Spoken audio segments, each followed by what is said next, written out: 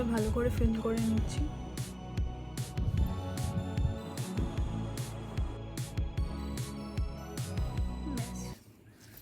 এবার আইব্রোটাকে আমি কাট করব।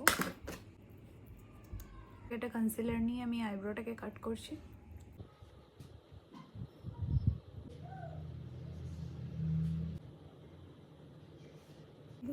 আজকে কিন্তু আমি শুধু একটা লুজ পাউডার ইউজ করব। এই লুকটা ক্রিয়েট করার সময় আমি কোনো ফাউন্ডেশন ইউজ করিনি, তবে আগে থেকে কিন্তু আমি ময়শ্চারাইজার ইউজ করেছিলাম ফেসে। যখন আমি হেয়ার স্টাইলটা করেছিলাম তার আগে যেহেতু ময়শ্চারাইজার মেখে নিয়েছিলাম, তাই জন্য এই ভিডিওতে শেয়ার করিনি। যেহেতু একটু বেশি সাদা করে ফেলেছি, তো সেই জন্য আমি এবার একটু কন্ট্রোল করব। যেহেতু পাউডারি প্রোডাক্ট ইউজ করেছি, পুরোটাই আমি পাউডারি প্রোডাক্ট দিয়ে আজকের মেকআপ লুকটা কমপ্লিট করব।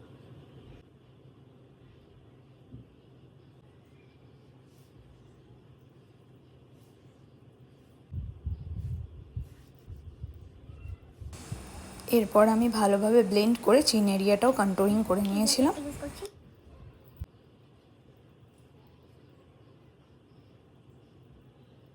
ব্লাশার অ্যাপ্লাই করতে করতে আমি দেখলাম ক্যামেরার দিকে তাকিয়ে যে আমার আইব্রোজের উপরে আইলিডটা একটু কেকি হয়ে গেছে। তো আমি অফ ক্যামেরায় ওটা একটু কনসিলার দিয়ে ভালোভাবে ব্লেন্ডিং করে নিয়েছিলাম। তারপর এখানে আমি হাইলাইটার ইউজ করে নিয়েছি। ব্যাস মোটামুটি আমার ফেস মেকআপ রেডি। এরপর ডার্ক কালারের লিপস্টিক অ্যাপ্লাই করে নিই ফার্স্টে।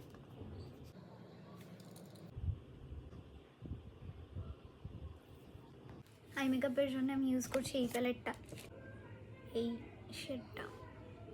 এখানে আমি একদম উপর পোর্শনটাতে পিচ কালারটা ইউজ করে নিয়েছি। আর আজকের মেকআপটা আমি আই মেকআপটা খুবই লাইট আই মেকআপ করেছি, তোমরা দেখতে পাবে ভিডিওতে, ফুল ভিডিওতে। আর ব্রাউনটা দিয়ে কিন্তু এরকম একটা ফ্ল্যাট ব্রাশ দিয়ে আমি এই কর্নারটাতে জাস্ট একটু ব্লেন্ডিং করে দিয়েছি। সেম কালারটা নিয়ে আমি নিচেও একটু ভালোভাবে ব্লেন্ড করে দিয়েছি। আর এই ইয়েলো কালারটা আমি এখানে ফ্রন্টের দিকটাতে ইউজ করেছি। দেখো এই ইয়েলো কালারটা ফ্রন্টের দিকে ইউজ করেছি যাতে আমার চোখটা একটু দেখে বড় মনে হয়, সেই জন্য। ব্যাস আই মেকআপ ডান। এবার একটু মাস্কারা অ্যাপ্লাই করে নিলাম। আর লাইনার বা কাজল কিন্তু আমি ইউজ করিনি। এই আই মেকআপটা জাস্ট এরকমভাবেই আমি রেখেছি। আর কেমন লাগছে জানাতে ভুলবে না। এখানে ব্রো বোনে কিন্তু